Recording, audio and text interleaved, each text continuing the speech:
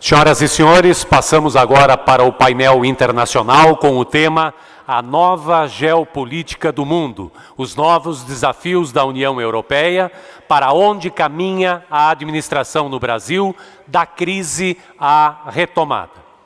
Convidamos para subir ao palco a coordenadora dos trabalhos, a administradora Cláudia Pereira de Souza Abreu, presidente do Conselho Regional de Administração do Rio Grande do Sul, Brasil.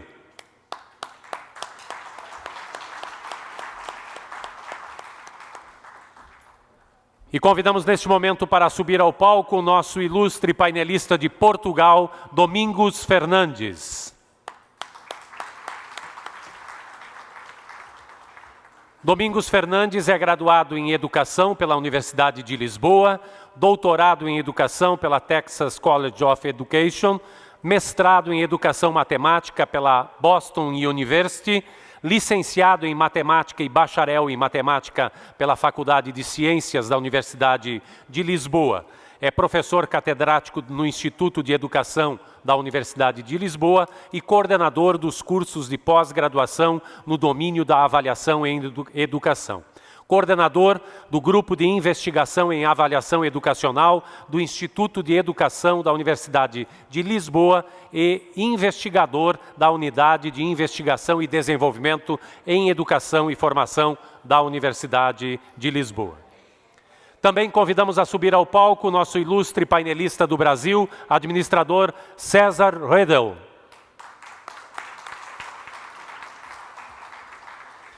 César Redel é doutorando em Filosofia pela Pontifícia Universidade Católica do Rio Grande do Sul, mestre em Relações Internacionais pela Universidade Federal do Rio Grande do Sul, coordenador e professor dos cursos de Relações Internacionais e Ciência Política do Centro Universitário da Serra Gaúcha e coordenador de Assuntos Internacionais da mesma instituição.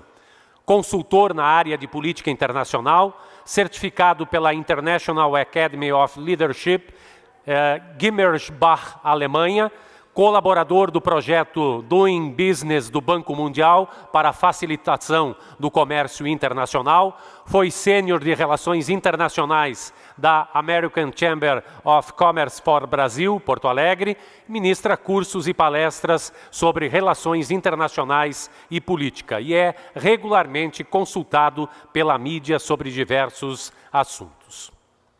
Nós informamos mais uma vez que as perguntas devem ser enviadas através do aplicativo do evento, no seu celular. Entre no aplicativo 15ª FIA e busque por perguntas. De imediato, então, nós passamos a palavra à nossa coordenadora dos trabalhos, a administradora Cláudia Pereira de Souza Abreu. Boa tarde a todos. Boa tarde aos congressistas aqui, painelistas. É um prazer recebê-los, né? Chegou de Portugal e aqui também chegou da Serra Gaúcha, agora há pouco o administrador César.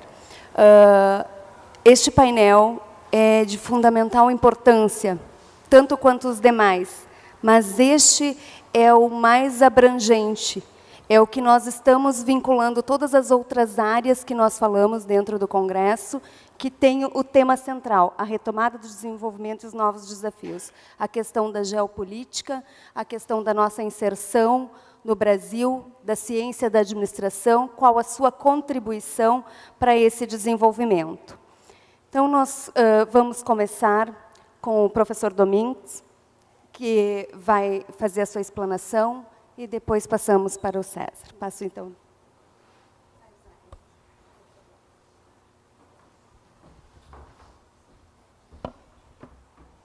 Muito boa tarde a todos e a todas.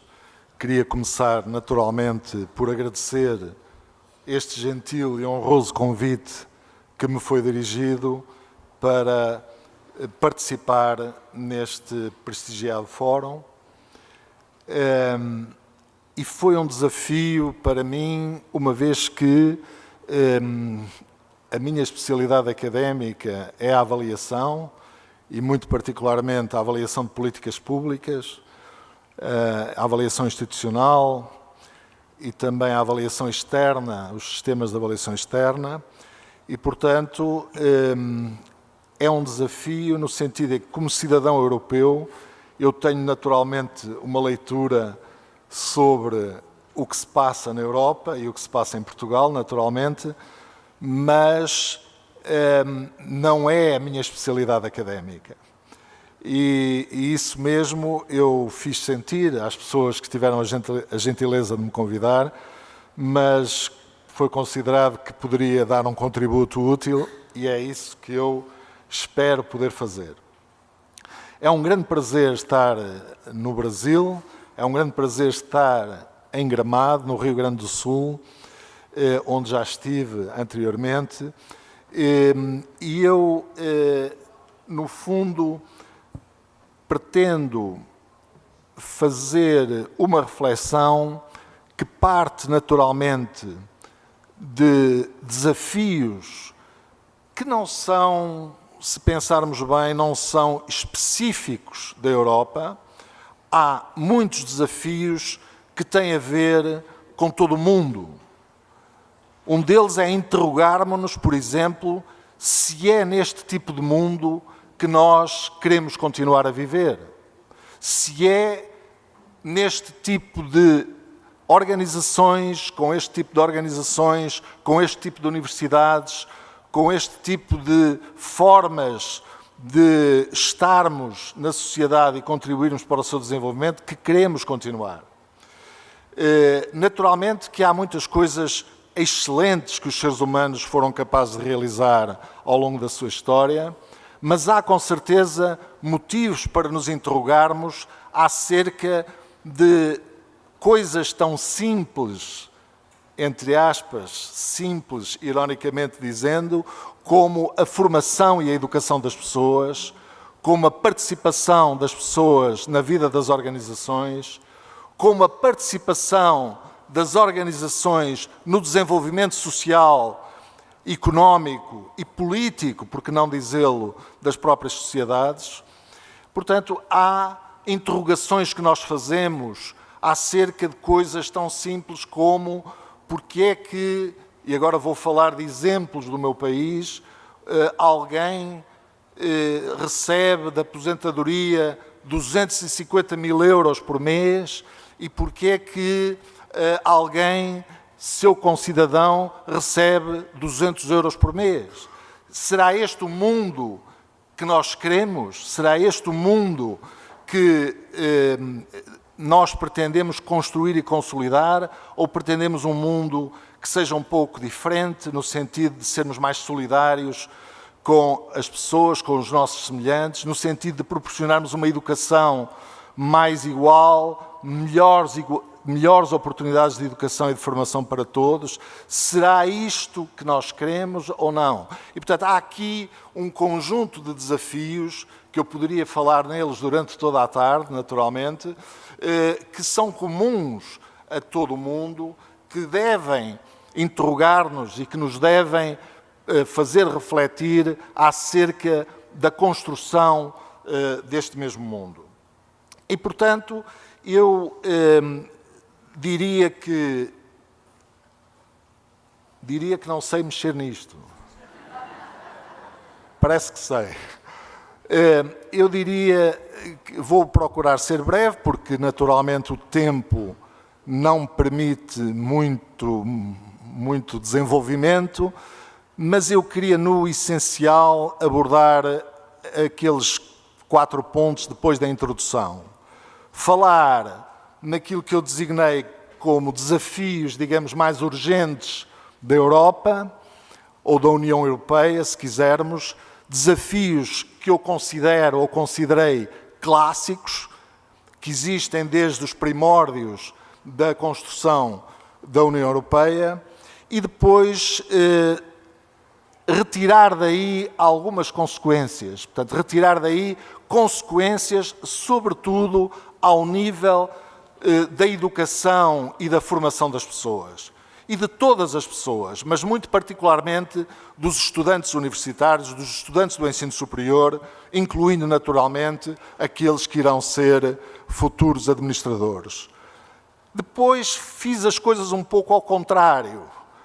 Ou seja, falo nos desafios, falo nas suas consequências e depois faço uma espécie de um enquadramento conceitual, isto é, vou fazer referência a 3 ou 4 autores, não é, que no domínio da educação acabam por nos dizer o que é que nós hoje sabemos de relevante em termos da educação e da formação das pessoas. O que é relevante para os próximos 50 anos do ponto de vista da educação e da formação das pessoas?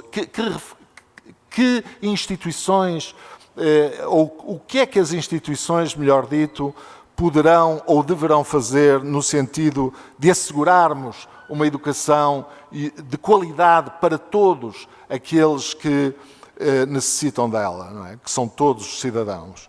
E depois, enfim, terminar com uma referência também relativamente breve a algo que me preocupa há vários anos e que tem sido objeto de pesquisa também, em que tenho tido o privilégio de participar em pesquisas que, no fundo, apontam no sentido de nós reinventarmos as nossas práticas de educação e de formação. Porque essas práticas têm que ser reinventadas se efetivamente nós queremos enfrentar os desafios que eu vou começar por enunciar. E, finalmente, farei algumas considerações finais. Os desafios urgentes que nós temos na Europa, e não estão necessariamente por ordem de importância, porque penso que todos eles são importantes, e são apenas alguns, não é? Nós temos, efetivamente, sobretudo, depois da crise dos déficits, da crise da dívida soberana, que com certeza que aqui no Brasil chegaram essas notícias, Portugal aparece, enfim, como um país com gravíssimos problemas, esteve quase, enfim, numa situação de bancarrota, aqui há 6 anos atrás ou 7, mas outros países bem mais poderosos economicamente que Portugal têm problemas gravíssimos ao nível dos seus déficits, como é o caso da Itália, como é o caso da própria França, não é? Como é o caso da Grécia. A Grécia é um caso também complicado ao nível da dívida soberana, e outros países da Europa. Mas, em geral, a questão da crise das dívidas soberanas levou a um conjunto de medidas que seria muito exaustivo aqui estar a falar nelas, mas para lhes falar em exemplos muito concretos, por mim vividos e vividos por todos os portugueses, por exemplo, só para lhes dar um exemplo, o meu salário foi cortado em 10%, não é? Durante cerca de 4 anos e tal, estão agora a devolver-me o salário ao seu valor, mas não repondo o salário que, entretanto, me foi retirado. Isso nunca mais o vejo, nem eu, nem nenhum cidadão português. Este é um exemplo. O exemplo das aposentadorias hoje já não serem a 100%, se forem a 60% já estamos cheios de sorte. O outro exemplo é, isto não é só em Portugal, isto é em geral na Europa, antes dos 66 anos ninguém se pode aposentar.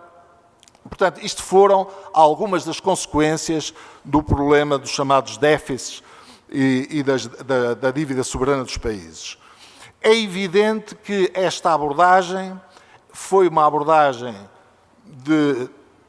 em Portugal, estou a falar em Portugal, de uma perspectiva de política e uma perspectiva de governo que é bastante diferente da abordagem que tem, por exemplo, o atual governo, que realmente está a restituir às pessoas aquilo que lhes foi retirado, não repõe as reformas nos 100%, as aposentadorias nos 100%, mas, quer dizer, o que eu quero aqui apontar é que as políticas podem fazer a diferença. Mesmo em situações de fortíssima crise, há pessoas que tendem a penalizar e, sobretudo, a penalizar camadas da população que não deveriam ser penalizadas, e há outras perspectivas que procuram distribuir melhor esse sacrifício que é pedido às pessoas e, portanto, procurando proteger aqueles que são, à partida, mais fracos, não é? Aqueles que têm menos recursos, como os idosos, como as pessoas que estão já em idades avançadas, etc.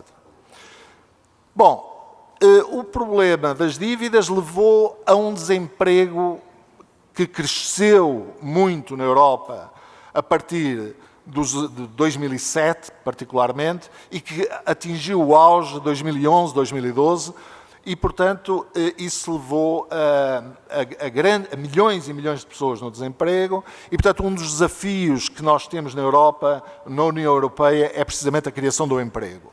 Outro será, e eu não me posso deter realmente muito tempo durante cada uma destas questões, mas outra será a estabilização económica. A estabilização económica e a sustentabilidade do crescimento, não é? Que, evidentemente, tem que estar baseado em políticas assentes numa preocupação com a preservação daquilo que é essencial na sociedade europeia. Reparem que a sociedade europeia, se assim se pode dizer, os seus elementos fundadores são as sociais-democracias e as democracias cristãs que, efetivamente, criaram, apesar de ideologicamente serem diferentes, não é?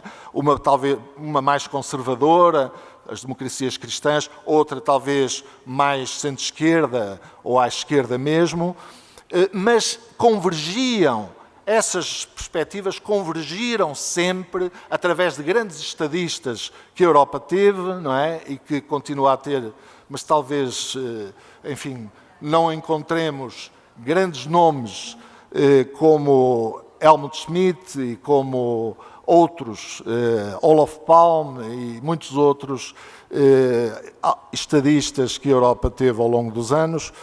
E, portanto, eu diria que houve sempre a preocupação de cuidar das pessoas, houve sempre a preocupação de garantir um Estado social que retribuísse às pessoas o trabalho de dezenas de anos que essas mesmas pessoas desenvolviam. E, portanto, é por isso que se fala hoje na Europa como um grande desafio a sustentabilidade do crescimento, que é fundamental nessa perspectiva de não abandonar, como muitos querem na Europa e como muitos querem no mundo, a ideia do Estado Social, a ideia de cuidar das pessoas, a ideia de cuidar da infância, a ideia de cuidar do pré-escolar, não é? A ideia de cuidar daqueles que menos podem, daqueles que menos têm. Essa perspectiva, e daqueles, naturalmente, que trabalharam e uma vida inteira nas mais diferentes camadas sociais e que, após uma vida de trabalho, querem, muito justamente, que a sociedade lhes retribua, que o Estado, melhor dito, lhes retribua o seu esforço ao longo dessas dezenas de anos. É claro que na Europa, neste momento, coloca-se uma questão fundamental, que é a questão da coesão social. A Europa vive, neste momento, como todos sabem, uma situação que está ali sublinhada, que são as migrações, não é? Nós temos tido na Europa milhares e milhares, centenas de milhares, como sabem, centenas de milhares de pessoas vindas de muitos países diferentes, sobretudo da África, do Médio Oriente, etc., de outros países com problemas de ordem muito diversa, e essas pessoas convergiram para a Europa, não é? De forma até bastante dramática, como todos sabemos, e essas pessoas estão a ser integradas na sociedade europeia. E isso é um desafio muito complicado, não é?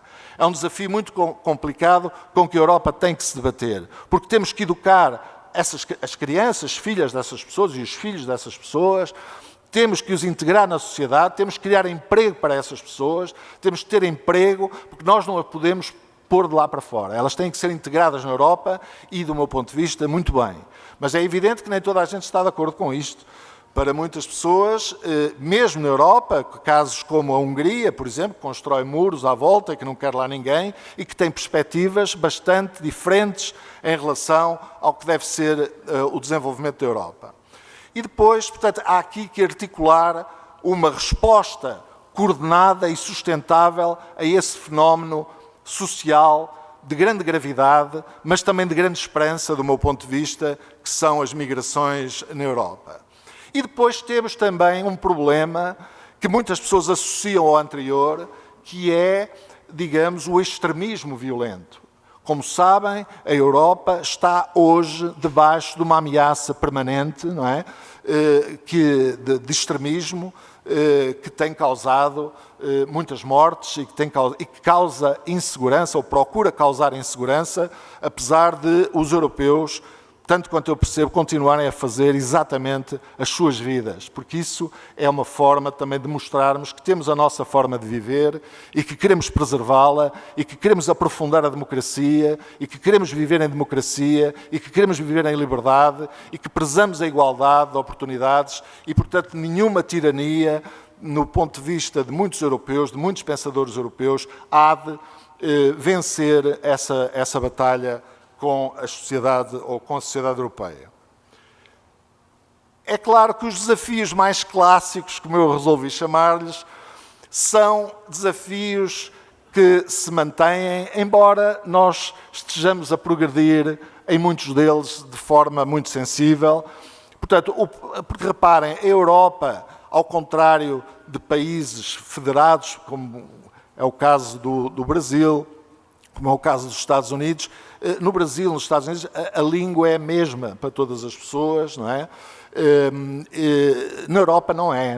Há várias línguas diferentes, não é?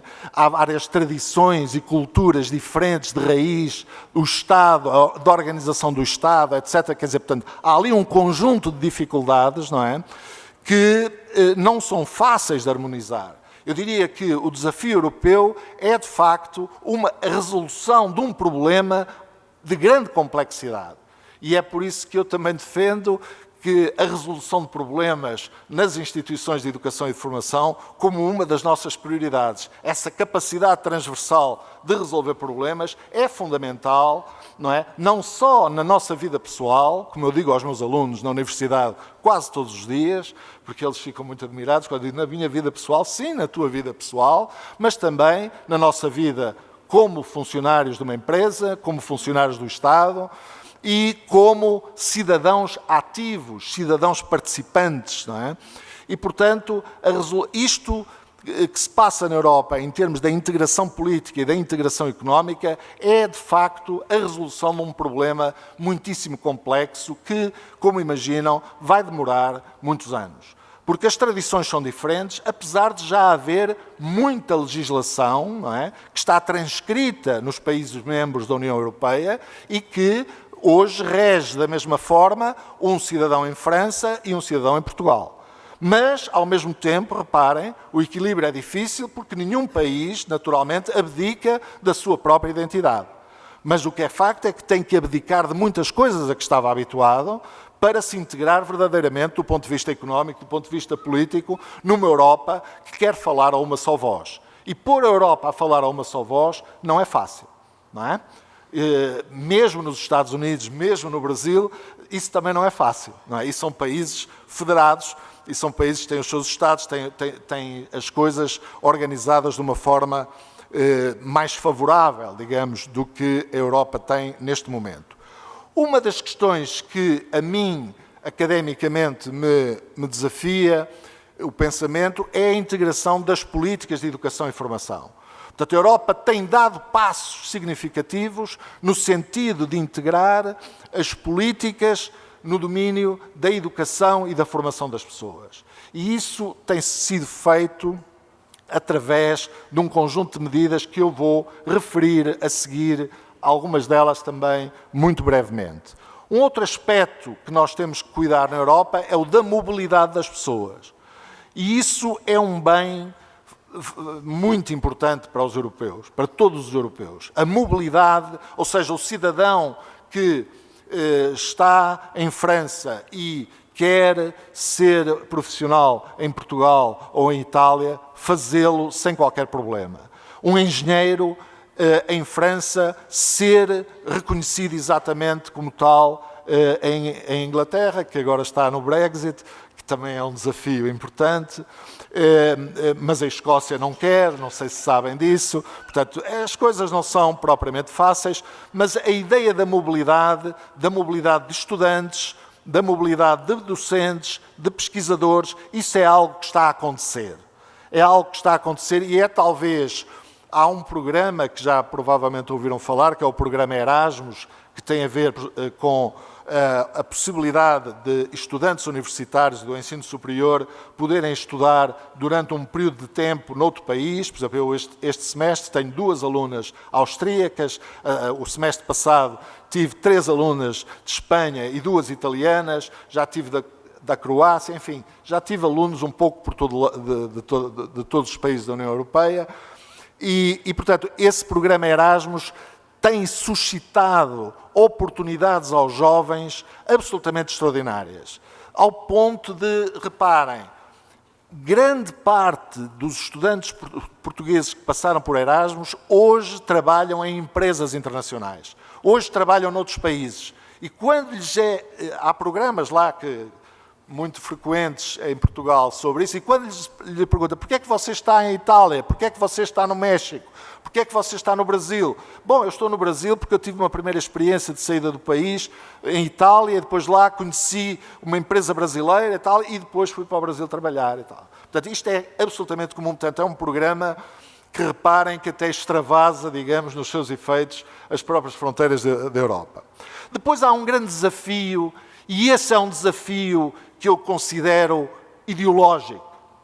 E as coisas, os bois, como se diz na minha terra, eu não sei se estou a ser compreendido, espero que sim. Eu estou a falar muito depressa, tenho receio.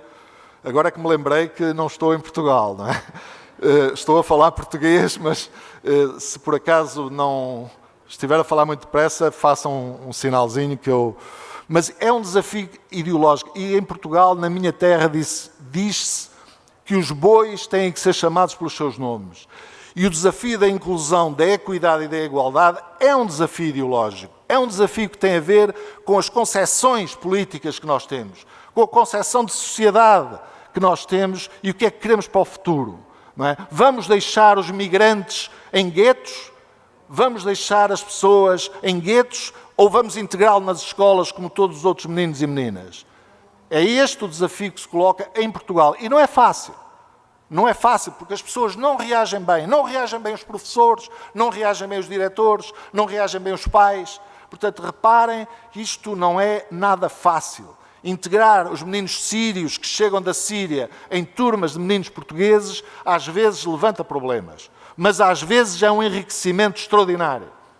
E às vezes os alunos portugueses têm a oportunidade de perceber que há outras culturas e que há um sofrimento que eles nunca lhes passou pela cabeça, que aqueles seus colegas passaram por causa de tudo aquilo que nós sabemos. E, portanto, a questão da inclusão, da equidade e da igualdade é absolutamente essencial para o desenvolvimento de uma democracia sustentável na Europa ou em qualquer parte do mundo. Para o desenvolvimento de uma sociedade, não é? Que seja harmoniosa e que não seja uma sociedade do ódio, que não seja uma sociedade da discriminação e da exclusão das pessoas. Uma sociedade mais tranquila, uma sociedade mais aberta às diferenças, porque o mundo é cada vez mais estranhamente, entre aspas, diferente. Cada vez mais as pessoas se movimentam de uns lados para os outros. Cada vez mais o movimento de mercadorias é absolutamente extraordinário. Não é? O movimento das pessoas, os aviões andam cheios de pessoas, de todas as raças, de todos os credos religiosos. E é nesse mundo, e é esse mundo que nós queremos construir, penso eu, é esse mundo harmonioso que pode sê-lo e temos que lutar por ele a partir da escola, a partir da universidade. Portanto, na Europa, um outro desafio é o aprofundamento da democracia social. E o aprofundamento da democracia social no sentido preciso em que eu referi há bocado. É também uma questão naturalmente ideológica. É uma questão política. Não há que...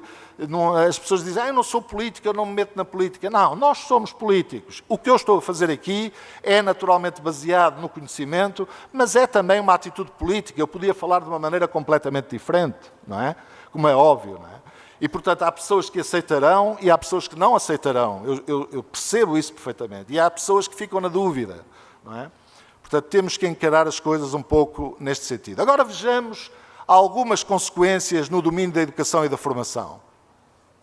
Se isto funcionar, funciona. Não, não funciona.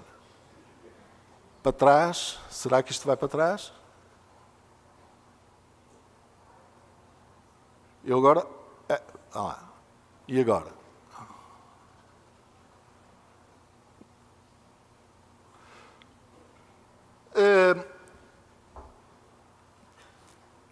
Declaração de Bolonha, provavelmente já ouviram falar, foi em 1999, portanto, no início, quase no início do século XXI, no presente século, e que, no fundo, ela tem duas componentes. Ela tem uma componente que é a componente mais simpática, digamos assim. É a componente que a academia, que, como sabem, é sempre um pouco crítica, recebeu com alguma satisfação, em alguns casos, e até diria com muita satisfação em muitos casos. E a Declaração de Bolonha, o que diz,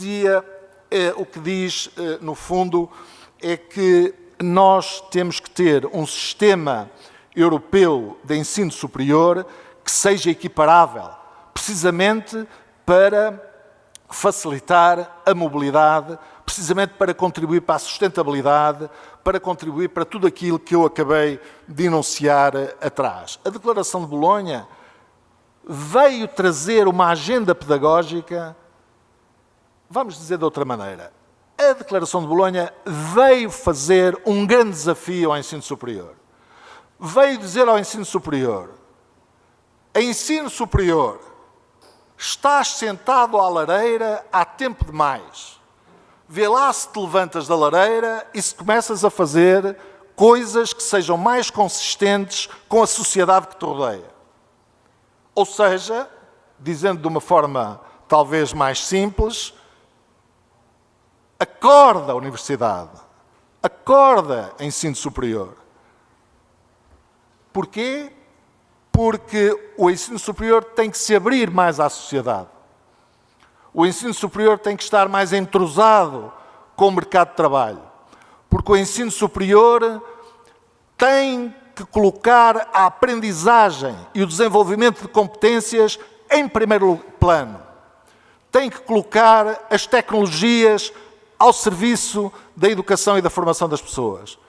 Tem que cuidar de três coisas muito importantes. Tem que cuidar do acesso, tem que cuidar do acesso ao ensino superior, tem que cuidar da permanência dos estudantes no ensino superior e tem que cuidar da saída dos alunos para a sociedade.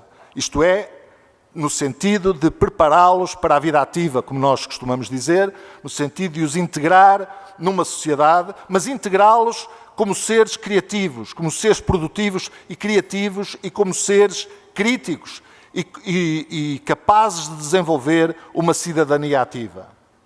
Portanto, a Declaração de Bolonha é uma resposta, ou procura, melhor dito, procura delinear uma agenda, não é, cuja consecução, cuja materialização permitirá melhorar substancialmente a formação dos jovens que procuram o ensino superior.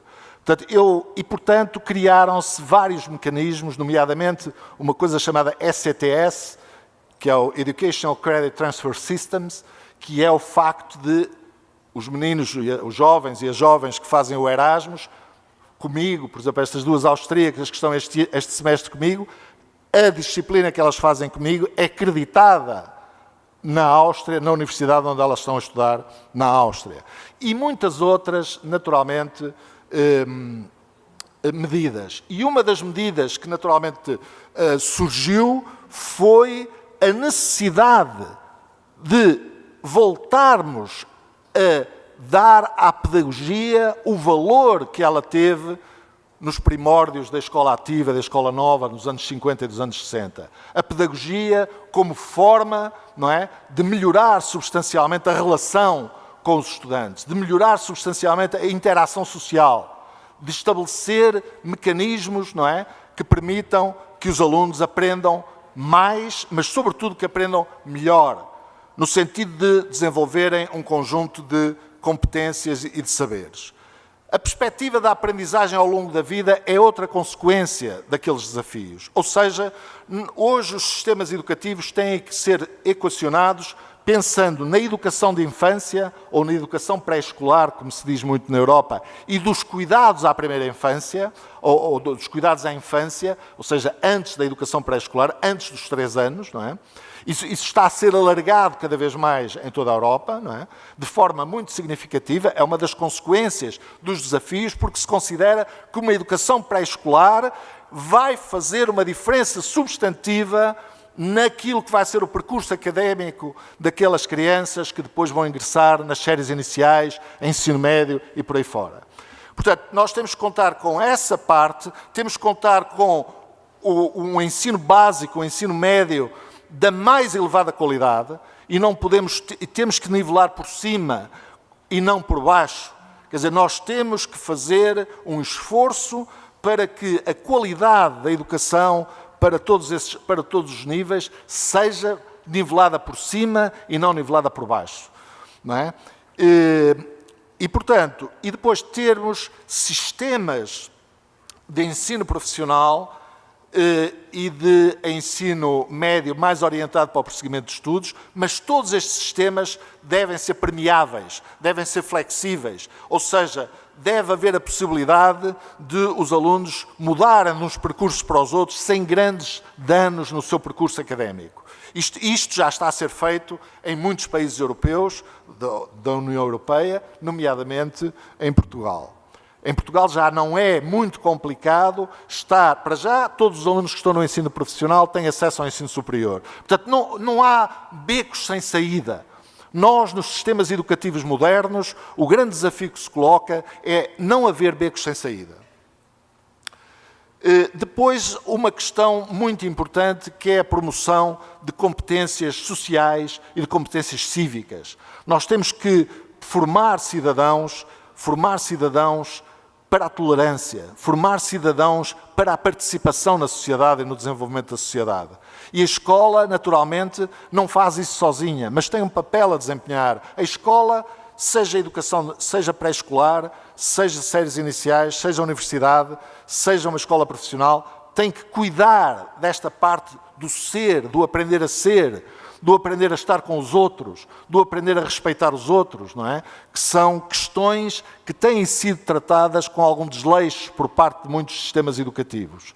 E na Europa isso também acontece e aconteceu, mas está a ser feito um esforço bastante grande para que as competências cívicas e de natureza social sejam tratadas como deve ser nos sistemas educativos. Depois, naturalmente, o desenvolvimento de um conjunto de conhecimentos, aptidões e competências que apontem, como eu já disse anteriormente, para uma educação de elevada qualidade para todos, não é?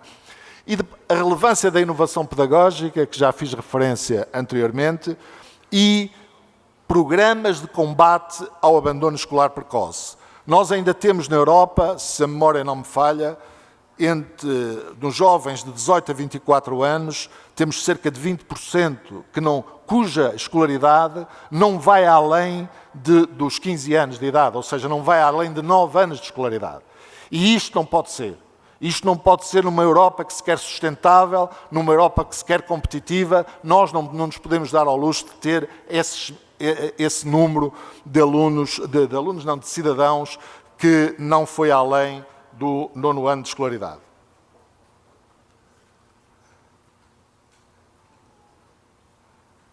Outras consequências que vêm daqueles desafios que eu enunciei inicialmente são os sistemas de avaliação institucional.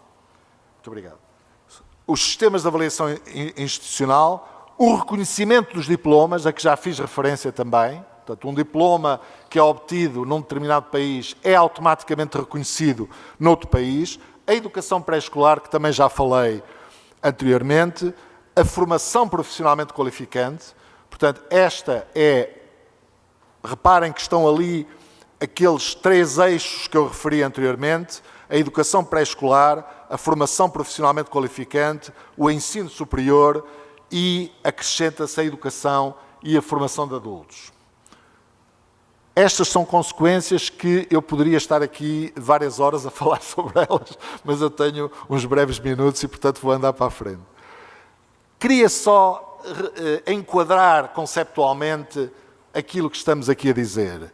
E referir-lhes brevemente este ensaio que eu considero fabuloso e que me sinto um privilegiado porque eu vivia nos Estados Unidos neste ano e tive o privilégio de ter acesso num congresso a este ensaio desta senhora, chamada uma cognitivista norte-americana, professora Laureen Resnick, que tem aquele aspecto frágil, mas é uma mulher realmente muitíssimo forte e, sobretudo, com ideias poderosas que ainda hoje fazem todo sentido. E reparem que o título do ensaio, porque é um ensaio que se trata, tem 30 ou 40 páginas, que se chama Education and Learning to Think. E, portanto, o grande propósito da educação, o grande propósito e talvez o seu objetivo mais nobre de todos e aquele que nos vai permitir enfrentar os desafios que eu enunciei é, de facto, aprender a pensar. É para isso que existem as instituições de educação e de formação. E pensar, como eu também digo aos meus alunos muitas vezes, é muito difícil. Dá muito trabalho. Pensar dá muito trabalho e as pessoas têm que se habituar a pensar, porque senão ficam seres muito limitados na análise que fazem da realidade, na análise que fazem do seu próprio trabalho, do trabalho que estão a fazer na empresa onde estão, do trabalho que estão a fazer em prol dos outros ou em prol da sua família. Não é? E a professora Laureen Resnick refere a resolução de problemas como absolutamente essencial, como uma capacidade transversal a desenvolver, o domínio da língua materna como estruturante da inteligência, estruturante do pensamento. E só refiro estes dois aspectos que ela fala no seu ensaio. Depois, eu realmente dou-me mal com isto.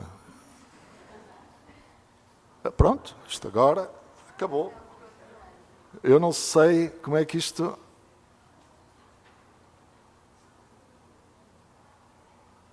Aí está. Cerca de 10 anos depois, 2 pesquisadores da Grã-Bretanha, hoje temos que ter algum cuidado. Um é escocês, que é o senhor que está em baixo, que é o Paul Black, e outro é inglês, que é Dylan William em cima. E fizeram uma pesquisa que abrangeu, enfim, 500 estudos, fizeram uma meta-análise, que é uma técnica estatística, como sabem, e eles analisaram 500 estudos feitos em todo o mundo, e eu tenho que ser realmente muito sucinto e dizer-lhes o seguinte: eles chegaram à conclusão que a avaliação das aprendizagens, a avaliação daquilo que as pessoas sabem e são capazes de fazer, quando é feita de uma certa maneira, quando é feita para melhorar, quando é feita para dar feedback, e não feita exclusivamente para classificar, faz uma diferença dramática nas aprendizagens das pessoas, sejam elas alunos, sejam elas meninos ou meninas na educação pré-escolar, sejam elas estudantes universitários ou noutro nível qualquer de escolaridade. E é isto que eu posso dizer porque o tempo...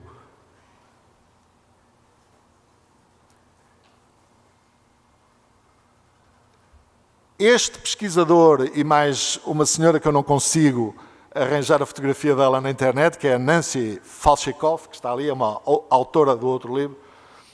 São 2 autores que realmente vieram, no fundo, reforçar aquilo que Paul Black e Dylan William referiram em 1987, mas no contexto exclusivo do ensino superior. No ensino superior, a avaliação não pode ser, de acordo com eles e de acordo com muitos outros, exclusivamente para classificar os estudantes. A avaliação tem que ser um processo social, uma construção social muito relevante para que os alunos possam aprender mais e, sobretudo, possam aprender com compreensão, aprender melhor. Não é? É isto que ele e a Nancy Falshikoff dizem neste texto. Esta coisa... Ainda mais um investigador, Michael Young, que falou na importância do conhecimento, na relevância do conhecimento. Aliás, ele usa bringing knowledge back in, quer dizer, trazer o conhecimento de volta às escolas, trazer o conhecimento de volta às universidades.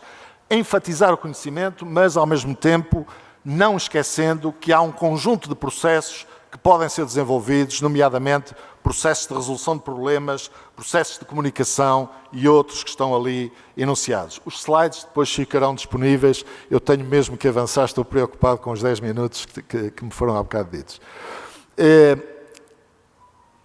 Este senhor, Ronald Barnett, tem um pensamento sobre o currículo que eu gostaria de falar para aí 10 ou 15 minutos, mas não posso, que é o currículo como projeto de conhecimento. Eu diria mais, o currículo como projeto de inteligência, como forma de desafiar o pensamento das pessoas, como forma de aprender, o currículo como forma de aprender e estar um currículo assente em 3 pilares fundamentais, que é o conhecimento, e ele aí vai secundar Michael Young, o conhecimento, as aptidões ou as habilidades para pôr em prática esse mesmo conhecimento, e o ser que é aquilo que tem sido muito posto de parte, sobretudo no ensino superior, na Europa e um pouco por todo o mundo, que é a questão de nós ligarmos pouco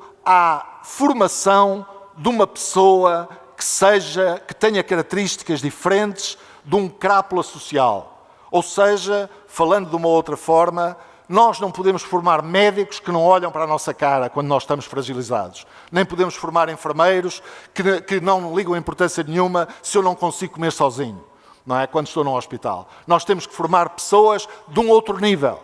Temos que formar pessoas para serem solidárias connosco. Porque isso é que é construir uma sociedade onde as pessoas têm bem-estar. É isso que os nórdicos têm.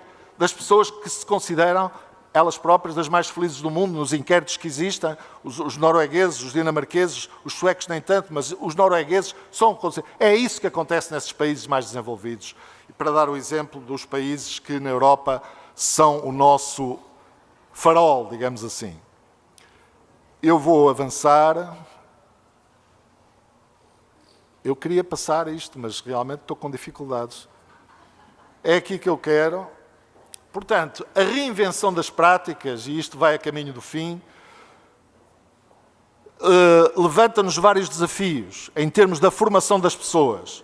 Nós temos que sair, temos que nos afastar de um paradigma da transmissão de conhecimentos para um paradigma da comunicação e da interação social.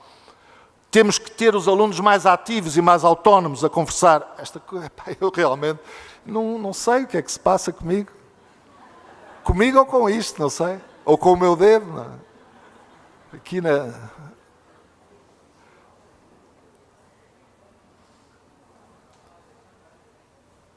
Você pode passar isso para mim? Oh, obrigado. Então eu faço-lhe sinal e depois passo. Obrigado. Portanto, nós temos, reparem, está aqui um desafio que vem muito da agenda proposta por Bolonha, que é nós não estarmos focados no ensino, nem focados em nós próprios como docentes ou como formadores, mas temos que nos focar naquilo que é preciso que os alunos aprendam.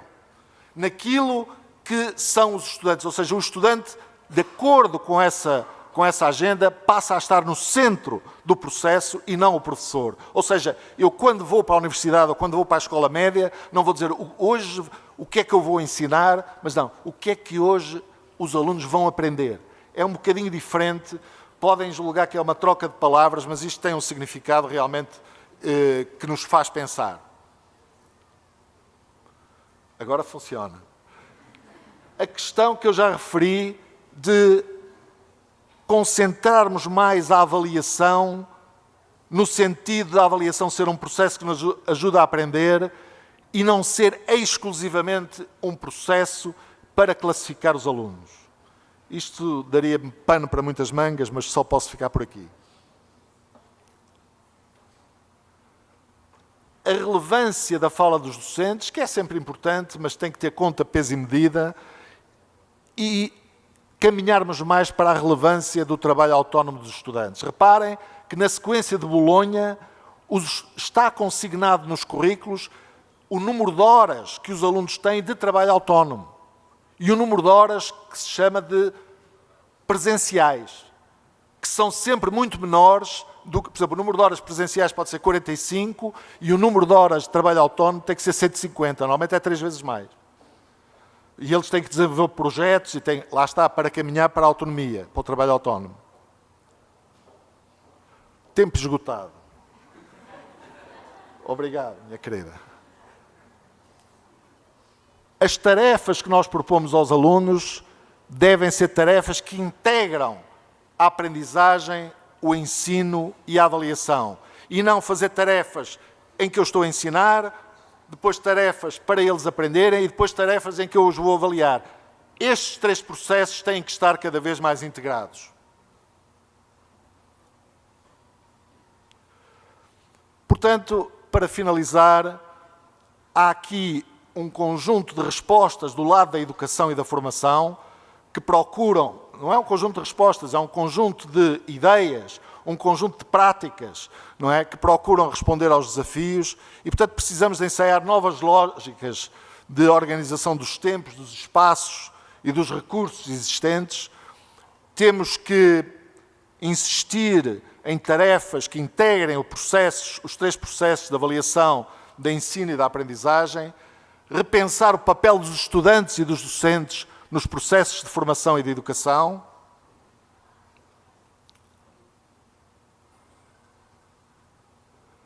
a questão da autonomia dos estudantes, a questão da formação do pessoal docente. Hoje, reconhece-se que, ao nível do ensino superior, há um déficit da formação pedagógica dos docentes do ensino superior. E isso é uma questão que é também vista de uma forma nem sempre muito favorável, mas a verdade é que nas universidades em que isso foi feito, houve uma diferença significativa no ambiente pedagógico e nas aprendizagens e na formação dos estudantes.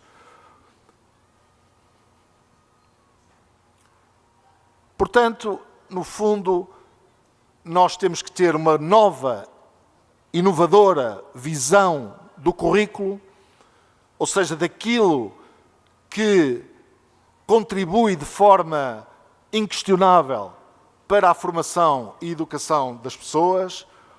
Temos que ter uma visão da pedagogia e do seu papel na vida das instituições, e isto é curioso, não sei se sabem, mas provavelmente sabem, quem tem tomado mais iniciativas a este nível, um pouco por toda a Europa, e em Portugal isso é notório, para mim ao princípio foi uma surpresa, são as faculdades de engenharia, curiosamente.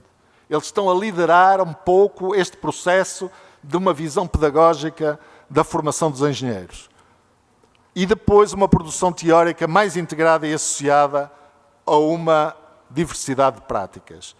Eu peço imensa desculpa de realmente ter demorado um pouco mais, e sobretudo ao meu estimado colega que está aqui sentado e a todos vós, mas as coisas às vezes são assim, peço desculpa, e era o que eu tinha para vos transmitir. Muito obrigado.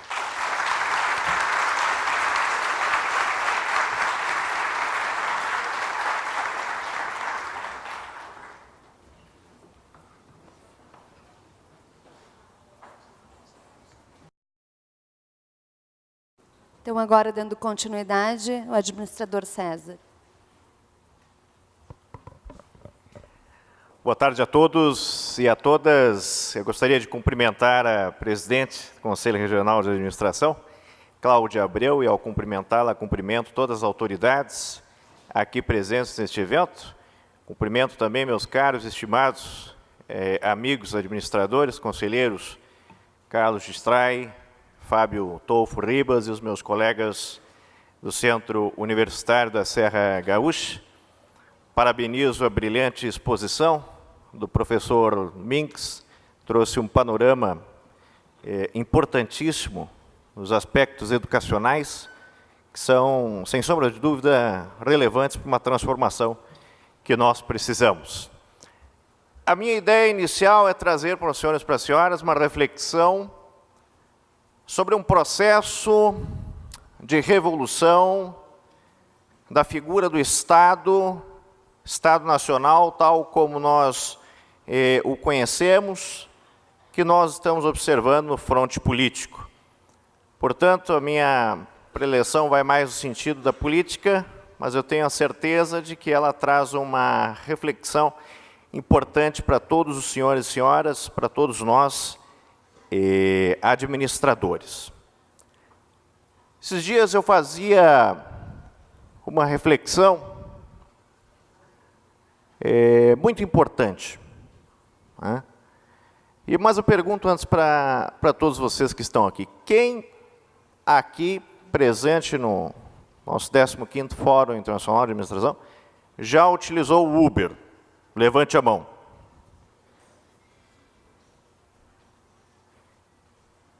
Vejam, estamos aí praticamente em maioria. Aí eu fazia a seguinte reflexão, né? Perguntava, qual é o papel ou qual é o ofício do motorista de táxi? Qual é o ofício do taxista? Ele é motorista. Aí perguntava também, qual é o ofício do piloto do Uber? São diferentes ofícios. Muitas vezes é representante de vendas, ou é médico, não sei. Mas o ofício dele, principal, não é conduzir um veículo. Aí eu chego numa constatação, mas se o ofício do taxista é ser motorista, por que que ele dirige pior e atende pior do que o motorista do Uber? E isto, de certa forma, responde, ou começa a responder, um processo que nós estamos passando, cuja a tecnologia tem um papel central. Digamos que o taxista representa a figura do antigo Estado. Daquele Estado que ainda é concebido após a Renascença, Estado soberano, Estado nacional, né? Digamos que o taxista, ele encarna essa figura, né, de um Estado tal como nós conhecemos, de políticos, às vezes, acomodados, porque não possuem parâmetros de controle, acomodados com a situação do nosso país ou de outro país. Mas nesse ponto, nesta inflexão, chega a tecnologia. E aí há um filósofo francês que eu tenho muito apreço, Guy Lipovetsky, que irá dizer o seguinte: esse processo por qual nós estamos passando, de reformulação, de reinvenção da figura do Estado, cuja tecnologia tem um papel fundamental, está vinculado a uma ideia, e aí eu acho que ele captura uma concepção disso que o nosso professor Domingues já estava falando também, quando falava em mercados. Ele fala o seguinte: a globalização nada mais é, nada menos é, do que a aceleração do tempo e a redução do espaço. O tempo se acelera, o espaço se reduz. Parece que a atual geração, ela está muito mais preocupada, inclusive quando nós falamos em aprendizado, né? Ela está mais preocupada com narrativas curtas do que narrativas longas.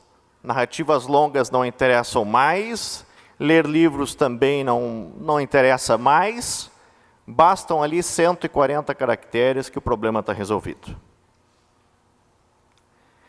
É uma geração, portanto, que deve ser apreendida, compreendida por todos nós, inclusive nós, administradores. Se quisermos empreender no futuro, Eu já em seguida vou mostrar o porquê disso. O mesmo autor, Lipovetsky, vai falar em 3 eras que nós atravessamos da moral. A primeira era da moral ligada ao aspecto da religião, a religiosidade, né? O imperativo religioso seria aquele capaz de dar o discernimento do que é correto do que é incorreto. Estamos falando do período medieval, avançando no período da Renascença. Nós temos um segundo período ao qual o autor se refere, de uma moral laica. Nós temos a separação do Estado e da Igreja, e nós não temos mais o imperativo do dever religioso. Nós temos uma espécie de um novo dever, né, que vai ascender, isso muito depois, né, do Iluminismo, né, muito depois de Robespierre ter decapitado algumas cabeças em nome da liberdade, da fraternidade e da igualdade. Ocorre muito tempo depois, e ele fala é um dever voltado a instituições.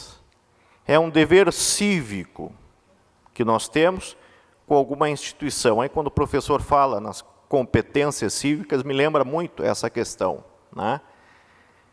Que hoje, na educação brasileira, por certos aspectos, já foi destroçada.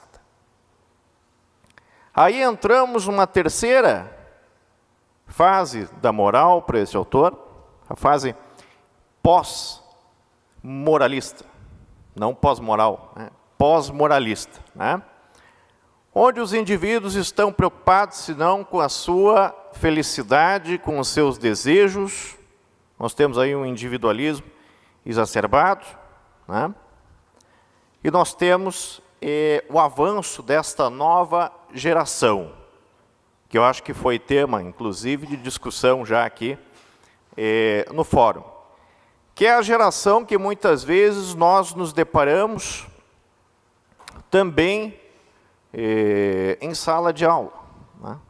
Nós deparamos em sala de aula, né? Esses dias eu fui fazer uma preleção sobre a ética, aí fiz a seguinte provocação para eles. Se os senhores estivessem no meu lugar, não precisa, evidentemente, entupir o cabelo de gel, não há essa necessidade, mas se os senhores estivessem no meu lugar, como que ensinariam a ética para a sua geração? Então eles ficaram pensando, e depois tentaram trazer métodos para ensinar essa ética que nós estamos vivendo hoje. Mas esse processo, essa revolução que nós estamos passando, da concepção do Estado, ela é importantíssima para todos os administradores. Nós estamos passando por um momento, podemos já observar para os outros países, o Brasil começa nesse direcionamento, em que outsiders, né, aqueles políticos não de carreira, estão chegando à política com uma concepção de gestão da coisa pública, e hoje um dos ocupantes da cadeira de mais responsabilidade da geopolítica global do mundo é um administrador, é um empreendedor, Donald Trump. Veja um processo que nós estamos passando. Mas há uma diferença brutal se nós compararmos, por exemplo, o caso americano com o caso brasileiro. À medida que nós temos outsiders chegando na política com essa concepção de gestão da coisa pública, administração da coisa pública, e aqui entra o administrador, nós não temos ainda fortificado substancialmente, por debaixo, o que os americanos já possuem. A tecnologia, a análise de dados, muitas vezes convertida em aplicativos que hoje movimentam bilhões de dólares na economia americana. Talvez, disse um desses responsáveis por esse movimento, talvez já movimente mais dólares do que a indústria do hambúrguer nos Estados Unidos. Por isso, eu pedi aos hábeis organizadores do evento que preparassem um link que eu gostaria de mostrar para vocês, desse processo de revolução do qual nós estamos começando a passar e que os Estados Unidos talvez seja um modelo muito interessante. E aqui, senhores e senhoras, em termos de cenários, há um filão estratégico a ser explorado no Brasil, que é a análise de dados, aplicativos, voltados ao entendimento do comportamento político, ao entendimento do comportamento político desta geração atual, que nós poderíamos falar, como os americanos falam, millennials, que os Estados Unidos já vêm aproveitando e já vêm movimentando bilhões de dólares. Então, lá eu trago para vocês exemplo de 7, apenas 7, aqui eu estou trazendo as maiores, né? 7 startups, né, que nesta última eleição americana de 2016, da qual nós tivemos vários candidatos, tanto pelo Partido Republicano Democrata, depois ela foi afunilando, evidentemente. Nos Estados Unidos, durante esse processo eleitoral, foram criadas essas empresas. Eu vou pedir que vá baixando um pouquinho mais ali, nós vamos ver o perfil de cada uma delas. Então, nós temos ali a Hillary, o Trump, podemos baixar? Ó, essas duas aí primeiras, ó, TeamShell e a Echelon Insights. Na primeira nós temos lá o target, né, o alvo, que são aqueles votantes na Hillary Clinton. Mas logo ali mais abaixo, vejam que interessante, a Echelon Insights. Qual é o seu alvo, né? Quais são os seus clientes nos Estados Unidos, né? São políticos que querem compreender a geração dos millennials, a geração atual. Vocês vejam, você tem um aplicativo capaz de reunir dados para explicar para aquele político que está concorrendo como que essa geração pensa, como que deve ser o discurso do político a essa geração, porque ele não quer perder esses votos. Nós falamos, numa empresa nós maximizamos o lucro, na política nós maximizamos o voto.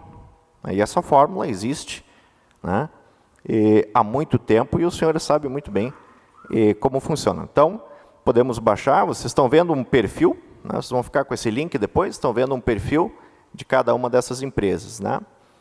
Nós temos ali, por exemplo, uma grande empresa americana, Ballot Ready, né?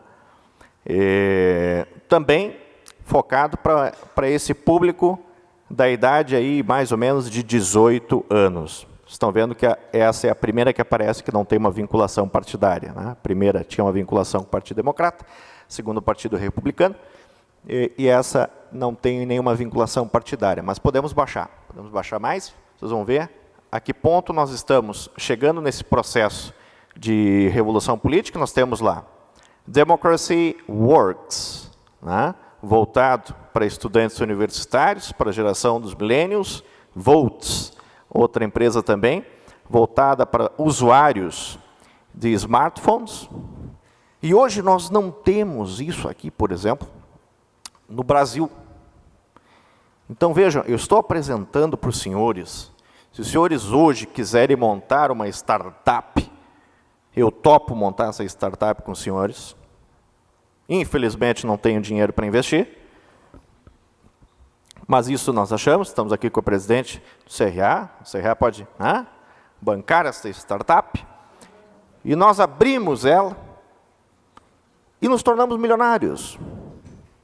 Porque isso faz parte dessa revolução que eu estou falando para vocês, de enxergar o Estado a partir da plataforma da tecnologia, dando mais transparência, dando mais abertura, dando mais parâmetros de controle.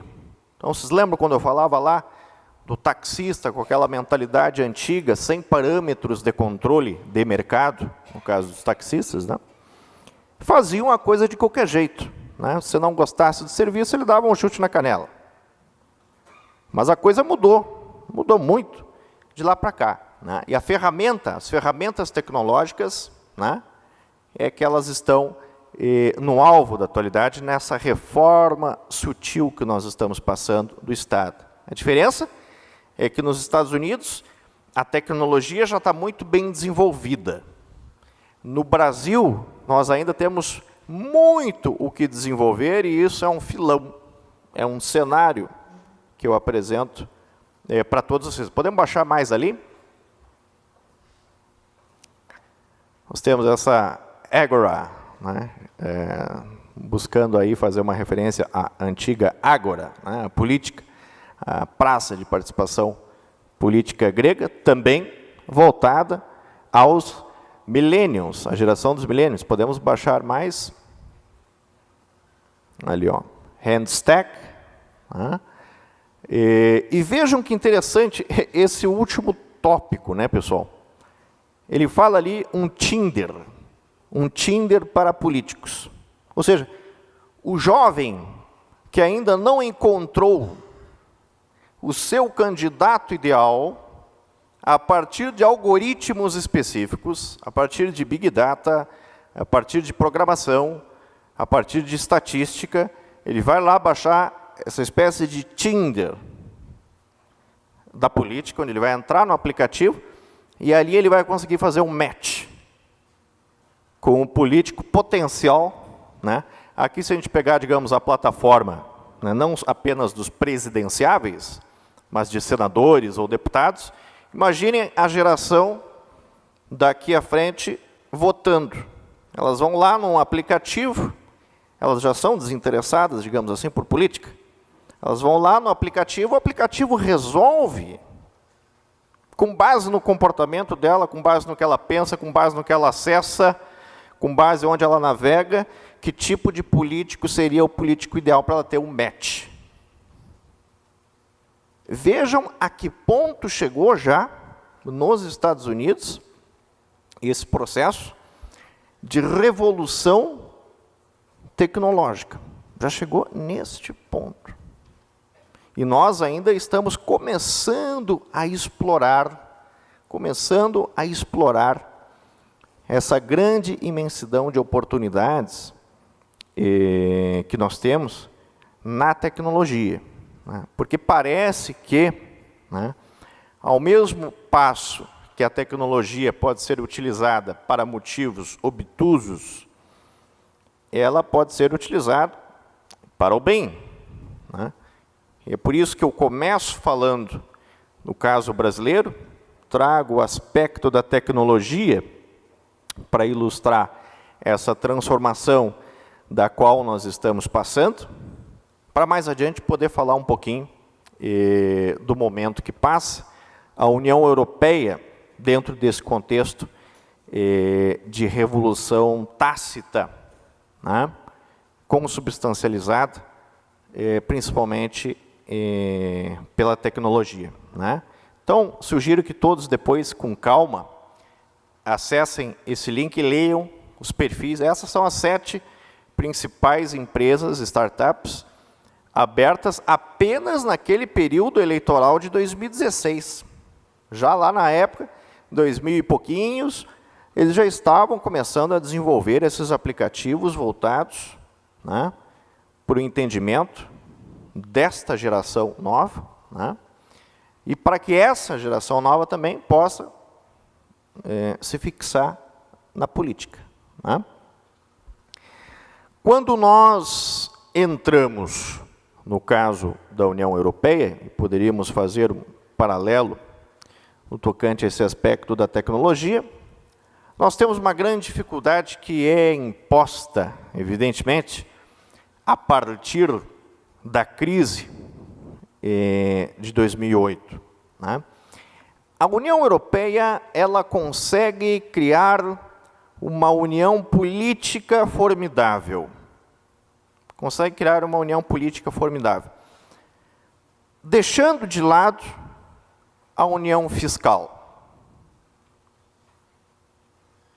Ou seja, nós tivemos, evidentemente, um inchaço de um estado de bem-estar social, evidenciado pela crise, uma concepção já antiga, nesses novos moldes de rigor fiscal, amparados pela transparência que a tecnologia pode nos trazer. Então, nós temos, ao mesmo tempo que uma união política formidável, o esquecimento de se criar uma união fiscal, um rigor fiscal, um controle do gasto dos Estados-membros da União Europeia. Não é à toa que nós temos movimentos como o Brexit, que obteve resultados com a saída do Reino Unido, né? O que motiva outros Estados-membros também a começarem a se perguntar, mas será que realmente vale a pena essa união política sem o rigor fiscal? Será que nós temos aqueles estados mais ricos que ficar pagando a conta da Grécia, da Itália ou de outros países, enquanto nós estamos gerando riquezas? E talvez hoje a Alemanha seja um grande exemplo disso, carrega vários países nas costas, mas mesmo assim é um país superavitário, um país onde nós temos aí emprego praticamente sobrando, né?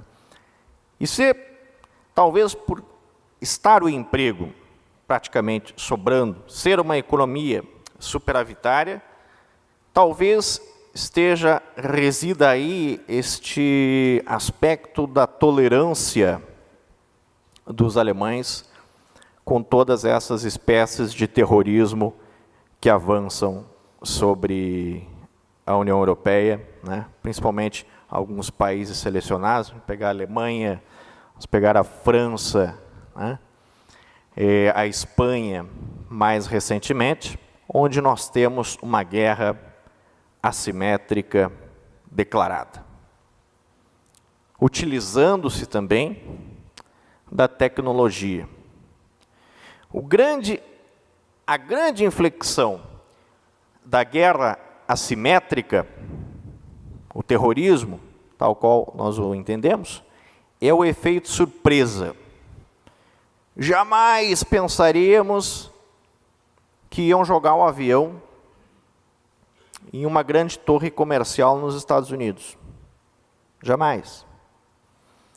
Jamais pensávamos que um cidadão chegaria em Nice, na França, com um caminhão e atropelaria uma série de pessoas. Jamais pensávamos que um cidadão pegaria um caminhão e atropelaria também, no caso da Alemanha, em Berlim, numa feira de Natal, pessoas que lá estavam passeando. E eu pergunto para os senhores, qual tem sido a resposta do Ocidente para esta guerra assimétrica declarada? Infelizmente, ela tem sido ursos de pelúcia, flores e fotos daquelas vítimas que morreram em nome de uma ideologia radical insana, que também se beneficia da tecnologia. E aqui nós temos a dialética formada. Ao mesmo tempo que nós temos a possibilidade da tecnologia impulsionar movimentos bons, significativos, produtivos, como esse cenário que eu mostrei para vocês, no caso americano, e nessa grande possibilidade que nós temos no Brasil, ela também está voltada, né, nos casos de terrorismo, né, que fica cada vez mais difícil de se combater justamente por essa dispersão de seus soldados. A guerra assimétrica ela não mira mais o Estado nacional, ela mira a população, ela mira nós, que estamos aqui, hoje. Somos um alvo potencial. Ainda mais se estivéssemos na Alemanha ou na França. Né? Pessoas aglutinadas em um local. Então, o grande desafio desse novo tipo de guerra que se impõe, quando nós pensamos, né, o papel do Estado, é esse. Mas os bastidores dessa guerra assimétrica, talvez poucos conheçam. Ela também é favorecida pela tecnologia. Hoje nós temos, né, o maior investimento de todos os tempos nas operações de inteligência, que são operações que utilizam ferramentas tecnológicas. Né? Hoje, 99% das informações que nós temos são abertas, disponíveis a qualquer um dos senhores e senhoras aqui. Basta entrar lá num site de buscas, que vocês acham 1% é fechado. Né? Parte desse 1% que é fechado, nós estamos falando das agências de inteligência. Mas elas também trabalham com esse volume que nós temos, denso, de informações abertas. Né? Esses dias nós falávamos da questão da Coreia do Norte. Mas será que o Kim Jong-un não pode lá acordar mal-humorado um dia, apertar um botão e explodir uma arma nuclear? Se é que ele tem essa tecnologia de arma nuclear.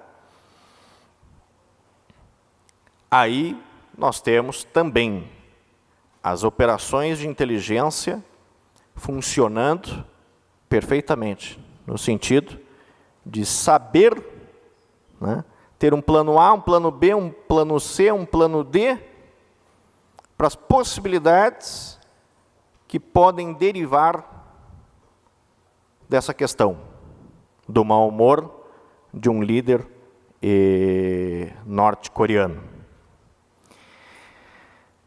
Passando por essas questões, eu acho que a União Europeia vai ter que lidar com essa questão dos fluxos migratórios descontrolados, que ameaçam a segurança nacional de vários países europeus.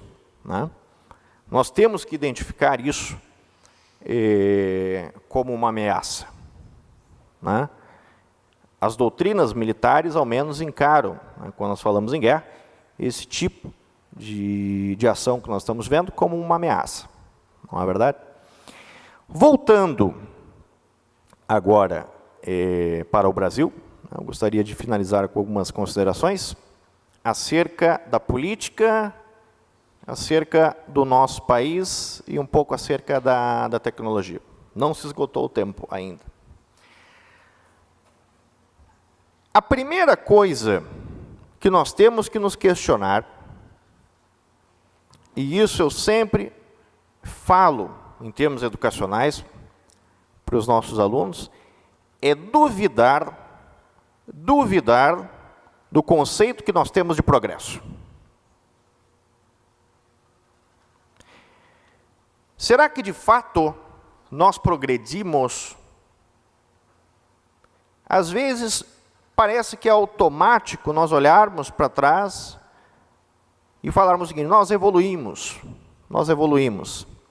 Se a gente para e analisa o fenômeno constitucional brasileiro, que é um país que possui 7 constituições federais, sem contar a emenda constitucional de 1969, 7 constituições, e nós perguntarmos o seguinte: nós evoluímos constitucionalmente? Não sei. A Constituição Federal de 1988 elenca uma série de direitos fundamentais, garantias fundamentais de todo brasileiro. Ok, muito bem. Mas e se eu trouxer para os senhores e para as senhoras o pior exemplo, talvez, de gestão da coisa pública na América Latina, a Venezuela. Se eu trouxer a Constituição da Venezuela para os senhores, lá vai constar também. Muito mais, vai constar 300 direitos fundamentais. E os senhores e as senhoras acham que a Venezuela evoluiu? Então, esta inclinação à perquirição do real sentido da evolução política, nós sempre estamos nos perguntando. Devemos estar nos perguntando. Muitas vezes nós temos uma concepção artificial de progresso que é vendida e muitos compram. Evidentemente que há pontos que nós podemos, claro, dizer, evoluímos. Mas a reflexão filosófica que fica é fazer esta pergunta todos os dias. Todos os dias. Mas aí, em termos de uma conversa de administradores para administradores, esta revolução por qual passa o Estado, a concepção do Estado, isto já é dado como certo. Ela está vinculada à questão da tecnologia. Então, hoje, quando nós olhamos a política brasileira, e aqui eu não vou entrar nos aspectos de hermenêutica, muito longe disso, hoje, quando nós olhamos a política brasileira, as oportunidades que nós temos comparados a democracias como a democracia americana são infinitas. Nós temos um território continental, uma população gigantesca, né, divididas em vários estados. Aliás, nós acreditamos que realmente nós temos uma Constituição Federal legislar sobre, recai isso tudo sobre a União. E a forma de gestão que nós temos da coisa pública é uma forma completamente obtusa, que faz com que nós gastemos muito mais dinheiro do que nós precisaríamos gastar. E essa é a revolução que nós estamos passando. Ela está aberta a cada um de vocês, pela tecnologia, possa desvendar, a cada dia que se passa, um pouquinho mais de como nós podemos melhorar a gestão pública das nossas finanças. A gestão pública voltada ao bem comum, à felicidade do indivíduo, né? Como os americanos já estão fazendo lá, com essa série de aplicativos que eu trouxe aqui como exemplo para vocês desta revolução. Então, reitero, como dizia o autor, Guy Lipovetsky, o tempo se acelera, o espaço se reduz. Basta nós, cada um de nós, acharmos dentro desta realidade o nosso espaço. Muito obrigado.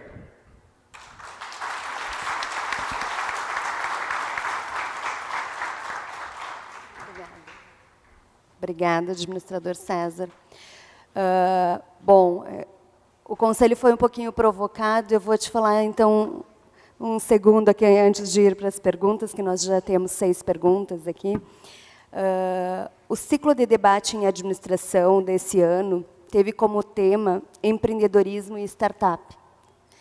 Nós fomos falar sobre esse tema em 18 locais, em 18 cidades.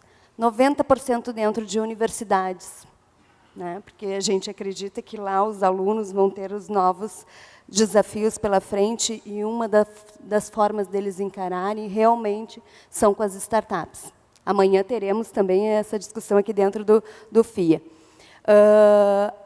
E fomos também numa missão ao Canadá, onde a gente pôde ver essa experiência muito de perto, as universidades trabalhando com startups lá dentro, abertas à sociedade, pessoas se inserem no meio acadêmico e conseguem desenvolver os seus projetos e projetos startups, inclusive, sociais, né? Então, a gente tem aqui, o palestrante vai estar aqui amanhã falando nisso também, temos esse modelo que realmente acreditamos que é uma grande alternativa nesses cenários que foram mostrados aí. E o Conselho pode, sim, contribuir com esse conhecimento nos ciclos de debate cada vez maior, enfatizando o que a sociedade realmente precisa nessa união com a universidade e a sociedade. Bom, fiquei o tempo cuidando aqui e agora apagou, mas eu vou unir duas perguntas que são mais curtinhas para o professor Domingos e depois eu faço as demais separadas. A primeira é do Carlos Alexandre Gonçalves, que é como retomar o desenvolvimento quando o administrador ainda é preterido nas organizações públicas e privadas. O que a Europa pode nos ensinar a quebrar essa resistência? E a segunda é do Flávio Abreu, como conseguir formar uma sociedade solidária em um mundo altamente competitivo? Bom, muito obrigado pelas questões que me foram formuladas. Relativamente à primeira, eu penso que não serão só os administradores que poderão ter razões de queixa, digamos, relativamente à sua inserção plena nas empresas ou nos serviços públicos, porque, enfim, eu não tenho grandes dúvidas que isso acontece um pouco com todas as profissões e passa muito pela capacidade dessas mesmas profissões se afirmarem, quer através de organizações profissionais, quer através das ordens. Não sei se aqui no Brasil tem esse tipo de estruturas, mas, por exemplo, em Portugal existe a ordem dos médicos, existe a ordem dos enfermeiros, existe a ordem dos economistas. E essas ordens, sobretudo a dos médicos e a dos advogados, têm realmente um poder, do meu ponto de vista, até excessivo, exigindo até algo que questiona as próprias universidades. Por exemplo, a Ordem dos Advogados, em Portugal, para ser advogado, tem que fazer um exame que é proposto pela Ordem. E esses exames, no fundo, acabam por mostrar que a Ordem desconfia da formação que é dada nas universidades. Isto pode ser visto sob este ponto de vista. Portanto, essa questão que coloca é realmente pertinente. Não sei se a Europa tem grandes coisas a ensinar ou a dar, ou grandes exemplos a dar no que diz respeito à plena integração dos profissionais nas organizações. O que me parece é que os profissionais têm que tomar, por exemplo, organizações como esta, eventos como este, julgo que contribuem de uma forma positiva para criar um tecido entre as pessoas, portanto, uma cultura, não é, profissional, uma profissionalidade, se assim se pode dizer, que pode contribuir para que essa profissão, neste caso os administradores, cada vez mais se afirmem no tecido social e, portanto, nas empresas. Não é? A segunda questão, eu já não me lembro.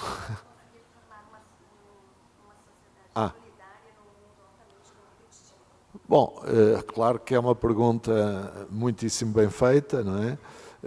Nós vivemos efetivamente num mundo altamente competitivo, mas há aqui uma coisa que quando nós pensamos sobre o mundo em que vivemos, ou a organização em que trabalhamos, eu julgo que coexistem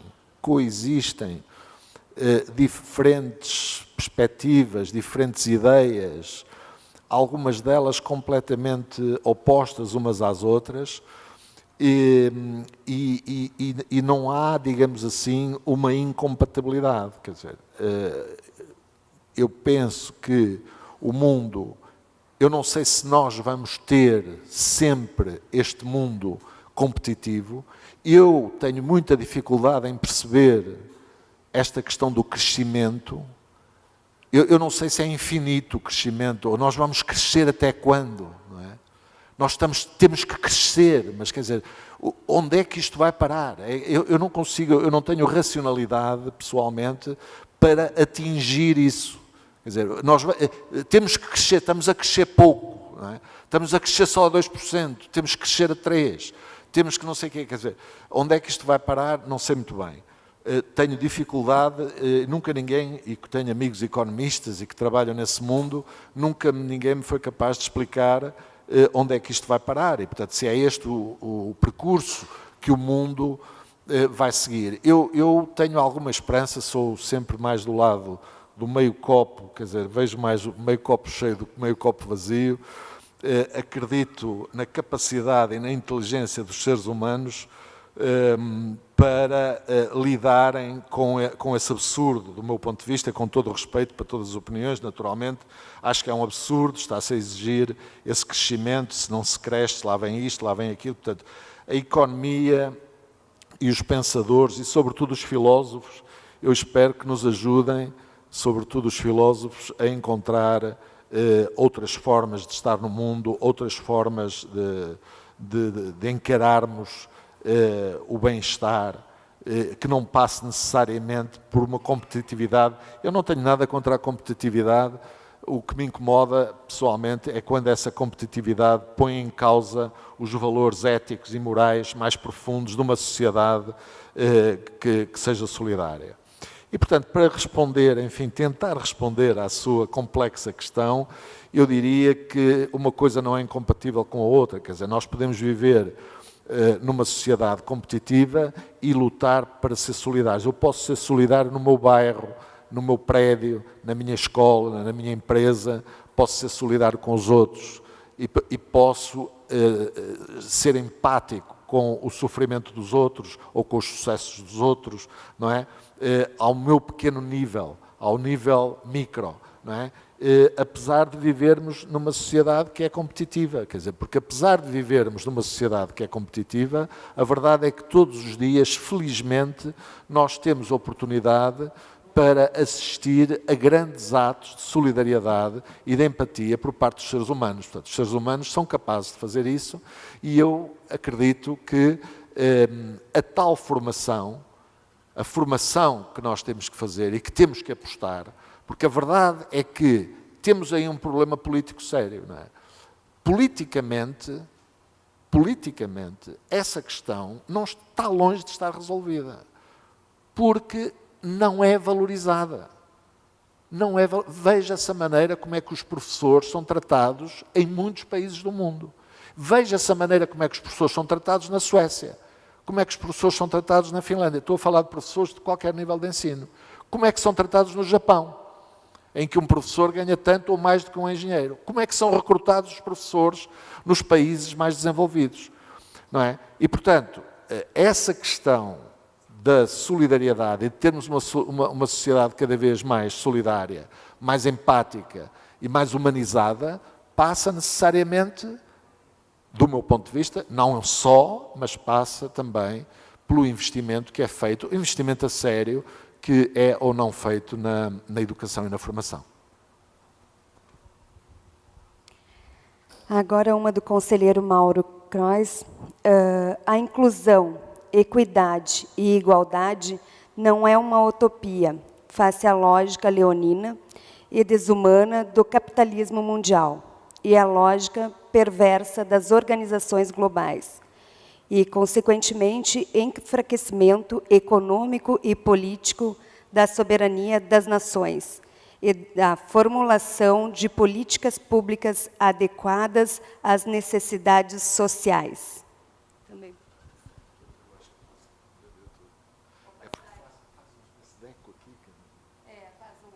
Faz um eco aqui. É a primeira aqui, ó. Quem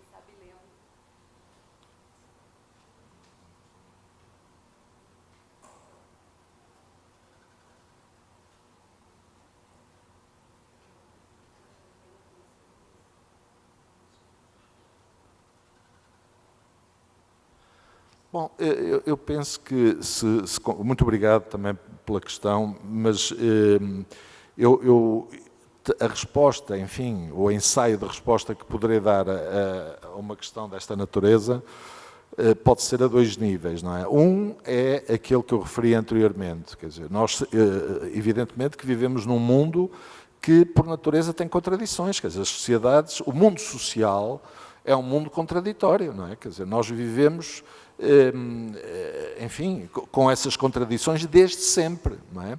E sobrevivemos e, curiosamente, não temos sobrevivido mal. Apesar de tudo, apesar de todas as chagas sociais e de todos os problemas que o mundo atravessa, os seres humanos hoje estão numa situação incomparavelmente melhor do que estavam há 50 anos atrás, por incrível que isto possa parecer.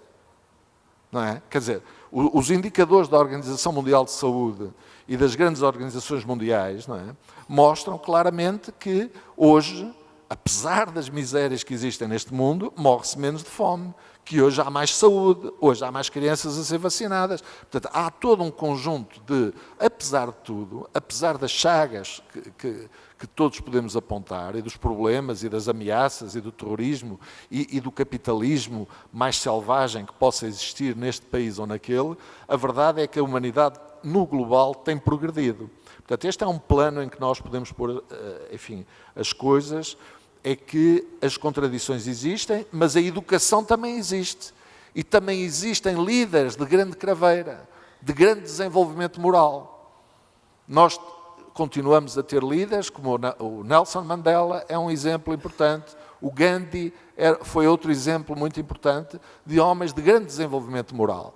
E mantemos, felizmente, surgem seres humanos que apontam caminhos à humanidade, e é a partir desses exemplos que muitos de nós, que aqui estamos nesta sala, muitas das outras pessoas que estão noutras salas, conseguem ganhar forças para progredir e para continuar o seu caminho em prol da igualdade, em prol da fraternidade, em prol da inclusão. E, portanto, eu penso que todos os dias, a um nível mais micro, nós podemos ter exemplos em que a inclusão pode existir, a solidariedade pode existir. Temos muitos exemplos, felizmente, no mundo que nos mostram isso. Eu não vou me escusar de enumerar as pessoas e as organizações que o têm feito e que todos os dias o fazem, porque seria uma injustiça para todas as outras que eu não conheço. E, portanto, é isso que eu tenho para dizer. Bom, a próxima pergunta aqui é do conselheiro Luiz Clipper, e ele fala: o recente avanço da extrema-direita em vários países europeus seria apenas um voto de protesto contra a imigração desenfreada ou pode ser explicado pela falência dos partidos tradicionais, sejam eles conservadores ou de esquerda, que não conseguirão dar respostas satisfatórias aos cidadãos comuns? Pode isto se constituir numa ameaça concreta à soberania da União Europeia? Acho que os dois poderiam falar um pouquinho, essa é bem abrangente, né? Mas passo primeiro. Bom, muito interessante essa questão do Luiz. A resposta, primeiro nós temos que fazer uma separação das coisas, tá? O que nós podemos considerar como extrema-direita, o que nós podemos considerar como conservadorismo. Parece que hoje nós temos uma mistura ideológica muito grande e nós acabamos confundindo algumas questões. Assim, se considerarmos, toda extremidade é perigosa, né? E nós temos, sim, partidos, em alguns países europeus, partidos tidos como, ou considerados como partidos de extrema direita. Evidentemente que eles tiveram, nesse último fenômeno, principalmente com essa imigração descontrolada, uma atenção muito maior. Uma tensão muito maior caso nós não tivéssemos esse impasse hoje na Europa. Mas ainda não o suficiente, salvo o melhor juízo, por uma transformação da realidade europeia. Tanto que nós vimos que as últimas eleições, por exemplo, na Alemanha, levaram Angela Merkel para um quarto mandato, mas isso é comum, que existem em democracias. O conceito de soberania da União Europeia, aí vem uma questão interessante, é um conceito que já é questionado.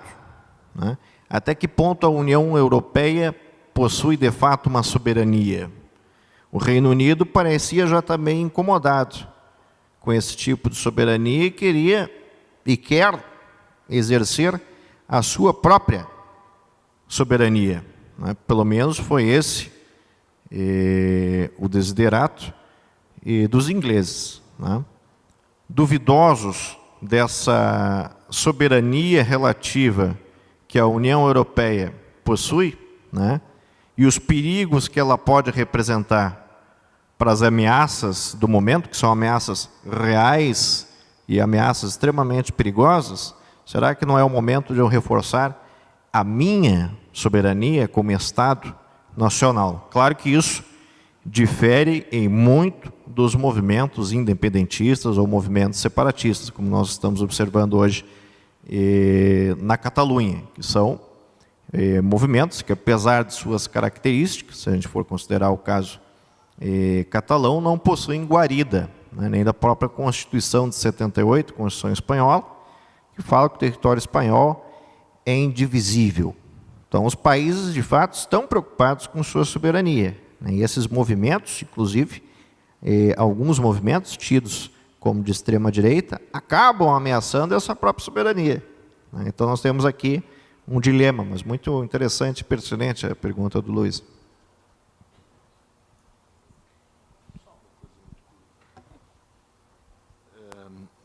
Eu penso que... Tá. Os movimentos de extrema-direita na Europa, e em particular nos países da União Europeia, são, apesar de tudo, bastante residuais. Têm uma expressão mais significativa na Áustria, na Alemanha são muito residuais, em França estão muito concentrados em torno da senhora Le Pen, mas as pessoas que suportam a senhora Le Pen são é um leque que se pode considerar bastante alargado de pessoas, de ideologias até. Mas, como se viu nas últimas eleições francesas, portanto, ela não teve qualquer hipótese na eleição presidencial. Ela vai à segunda volta pelo sistema que existe eleitoral, mas depois na segunda volta realmente não foi além, eu não me recordo, mas foi derrotada com toda a clareza.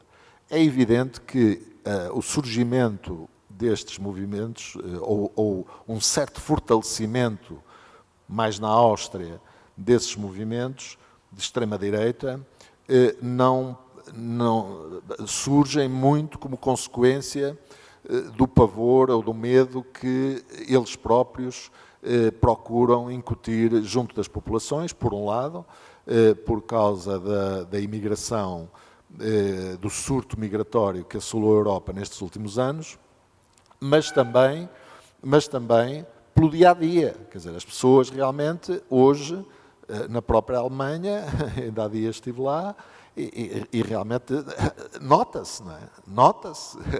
E quando as pessoas veem o seu dia-a-dia um pouco alterado, quanto mais não seja na composição das próprias roupas das pessoas que ali andam e dos próprios hábitos que as pessoas têm e da dificuldade que, por vezes, existe por parte dos seres humanos em aceitar as diferenças, não é? Isso também, naturalmente, pesa. E depois, claro que, do meu ponto de vista, há sempre políticos que estão interessados em agitar os papões, não é? Os papões, aí vem aí o mal que vai dar cabo da nossa vida, etc., não é? Mas há outros que não. E eu penso que não é a falência dos partidos políticos mais tradicionais. Quer dizer, eu acho que há uma crise de liderança. Aliás, na minha intervenção, eu mostrei um certo saudosismo, se me permitem o desabafo, por grandes estadistas, e dei o exemplo do Olof Palme, do Helmut Schmidt, mas podia dar de muitos outros, quer conservadores, quer sociais-democratas, ou quer democratas cristãos, quer sociais-democratas. Eu penso que há uma certa crise de lideranças com essa estatura e os partidos políticos, e isso deriva também de várias coisas, não é? A carreira política é uma carreira que não atrai muita gente e cada vez menos, e, portanto, não está a ser capaz de recrutar pessoas de elevada craveira ética e moral, não é? E de elevada coragem política. Mas pronto, isto também pode ser uma conversa, como se diz em Portugal, um bocadinho de velho, não é? Com saudades dos líderes que se habituou a admirar na sua juventude, que já cá não estão, a maior parte deles. Mas eu penso que acredito que há capacidade de regeneração. Eu não acredito que os partidos tradicionais que se estejam a afundar. Eu penso que a democracia cristã entrou numa certa crise e isso foi pena. No contexto europeu foi pena, porque eles eram uma alternativa progressiva, porque tinham a parte cristã, não é? Que os levava a cuidar dos outros e que os levou sempre a defender o Estado Social, não é? Nunca atacaram o Estado Social como ele está a ser agora atacado pelas correntes liberais e neoliberais. Não é? Eu vou inverter as duas últimas perguntas, porque acho que na sua resposta agora, professor Domingos já abordou um pouquinho da pergunta, mas vou fazer aqui a pergunta do Marlon da Silva. Com a saída do Reino Unido da União Europeia, como ficará a aceitação dos diplomas dos migrantes na União Europeia? Eu não sei, porque eu sei é que o Reino Unido, se todos os imigrantes saírem de lá, não sei como é que será. Aliás, se todos os odiados imigrantes, eu digo odiados por parte de alguns políticos, nomeadamente dos de extrema-direita, se todos os odiados imigrantes saírem da Europa, eu não sei quem é que vai fazer as economias crescer. O tal crescimento, não sei para onde é que ele vai. Seria o caos completo e total. É a mesma coisa que nos Estados Unidos. Tiremos os imigrantes todos dos Estados Unidos. O que é que acontecia nos Estados Unidos? Quem é que fazia as casas? Quem é que fazia a agricultura? Quem é que fazia tudo isso? É que as pessoas... Portanto, o Reino Unido, eu acho que está, se me permitem, o desabafo, se calhar estou a falar... Eu não sou especialista, eu não sou político de carreira, eu sou professor, sou investigador. Mas, quer dizer, pelo que eu ouço dos meus colegas da universidade, por exemplo, as universidades estão em pânico no Reino Unido. Estão em pânico. E porquê? É ir lá aos departamentos de matemática e ver quem é que lá está a dar aulas. É ir lá ver aos departamentos de física e ver quem é que está a dar aulas. É ir ver às universidades americanas, desculpem-me, nas americanas é a mesma coisa, mas nas inglesas, qual é a percentagem de estudantes do resto da Europa, da União Europeia. Portanto, há aí um problema. Portanto, eu penso, e reparem, que a votação, aquilo foi, não é a maior parte das pessoas. A Escócia e muitas pessoas no Reino Unido, aquilo não é tão pacífico. Tanto é que eles já pediram um adiamento. Eles querem sair, mas querem sair muito devagarinho. Não é? Os ingleses provavelmente vão acomodar as coisas, porque eu julgo que a União Europeia também está numa perspectiva construtiva da saída. Mas, provavelmente, faz a União Europeia mais falta ao Reino Unido do que o Reino Unido à União Europeia. Vamos ver. Bom, então a última pergunta é do Jefferson Teixeira, para o professor César, administrador, professor, aqui, com as novas configurações das geopolíticas e os acontecimentos provocados pela guerra assimétrica. Quais as perspectivas para o Brasil diante de tudo isso? O que poderá acontecer em nosso país? Qual o impacto de tudo isso na realidade nacional? Muito interessante. A pergunta, me permite, presidente Cláudio Abreu, apenas retomar essa segunda pergunta que foi feita também, se me permitires, sobre os diplomas legais, né, e o Reino Unido. O caso do Reino Unido, ele é talvez um pouco mais simples, porque o Reino Unido já também não fazia parte da zona do euro, né, e hoje possui uma moeda muito fortalecida, que é a libra esterlina.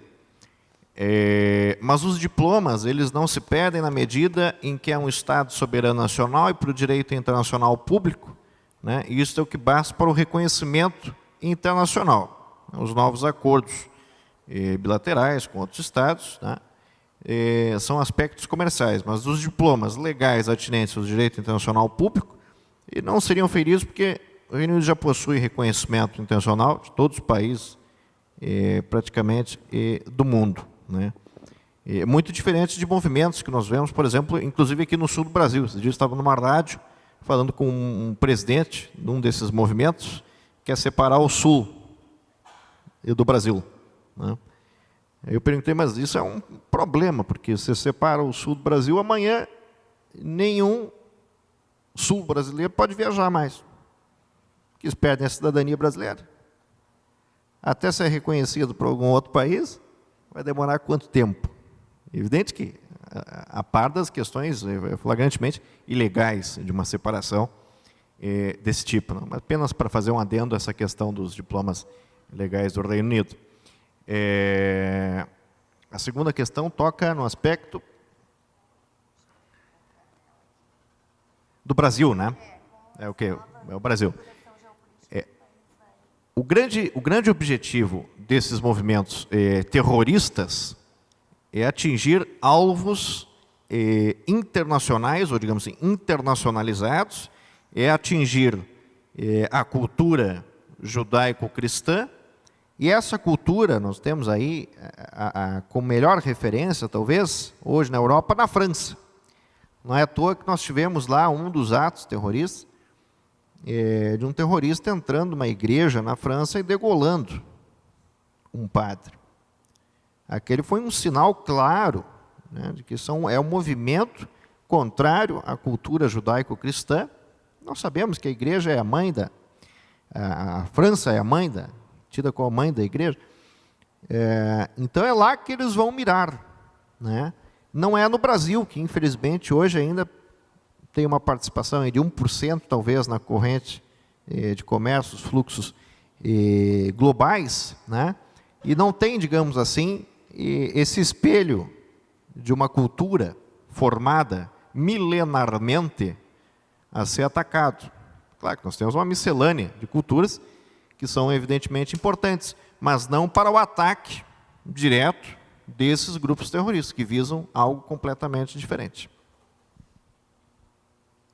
Bom, então, pelo horário, contemplada todas as 6 perguntas, agradeço, acho que todo o público que ficou aqui até o momento aqui, final, estava muito interessante, agradecemos muito a presença dos dois, contemplou bastante esse cenário da questão política e dessa retomada do país.